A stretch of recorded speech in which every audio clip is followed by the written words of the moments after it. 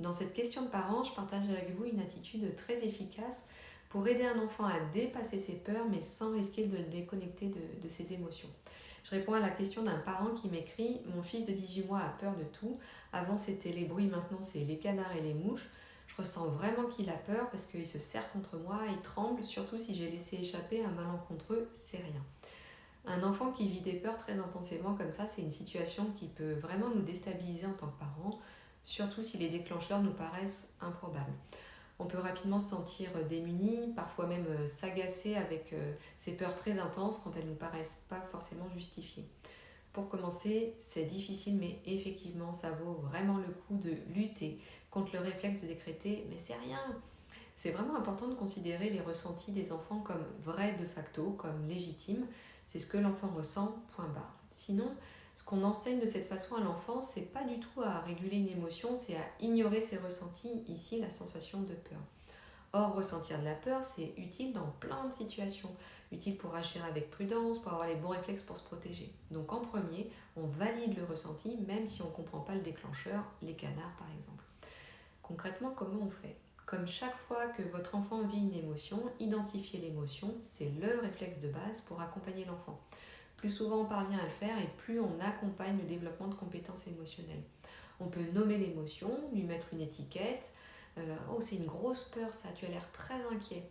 On peut aussi verbaliser les manifestations physiques qu'on observe. Je te sens qui tremble, j'entends ton cœur qui cogne fort. On va l'aider l'enfant en lui apportant aussi du réconfort physique par exemple. Mon pauvre loulou, viens là, viens contre moi. Mais comment on fait ensuite si on ne veut pas qu'il garde cette peur panique des canards ou des mouches ? Si on a la conviction qu'il n'y a pas de danger pour l'enfant, on ne va pas non plus l'entretenir dans cette peur, surtout si on estime qu'elle peut l'empêcher de faire des choses d'enfant comme sortir au parc, visiter une ferme. On va l'aider à grandir en l'aidant à mieux comprendre les situations qui présentent un danger pour lui.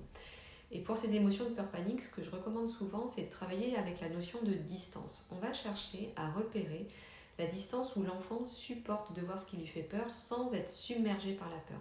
Par exemple, à 10 mètres derrière les canards ou derrière une vitre pour un orage. Et à cette distance, qui est une sorte de zone de tolérance pour l'enfant, on va pouvoir, tout en le gardant contre soi si ça aide, observer ce qui lui fait peur. En observant, on peut nous-mêmes verbaliser, surtout pour les enfants les plus jeunes, décrire le canard, son bec, ses pattes, la couleur de ses plumes, décrire ce qu'il fait, ah là il plonge, il fait sécher ses ailes, il défend son territoire. Avec un enfant plus grand, on peut chercher à comprendre plus précisément sa peur. C'est ce canard-là qui te fait peur, c'est à cause de... Ah, c'est son cou tout nu, ouh, t'as raison, oui, c'est pas très... Pardon, je suis en train de partir sur les dindons.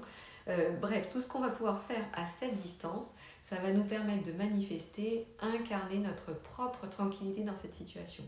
C'est pas nos mots à proprement parler, mais notre attitude qui incarne le message que ici, on est en sécurité. J'invite vraiment les parents à prendre le temps quand c'est possible, quand les conditions le permettent, de faire tout ça. Parce qu'on pense souvent que donner trop d'attention à la peur, ça l'alimente, mais en fait c'est tout le contraire. N'hésitez pas non plus à en reparler au calme, à distance de ces épisodes, par exemple devant un livre sur la nature ou la ferme, je pense sur l'exemple des canards. Je le dis souvent au sujet des émotions comme sur beaucoup d'autres choses, tout ne se joue pas à chaud.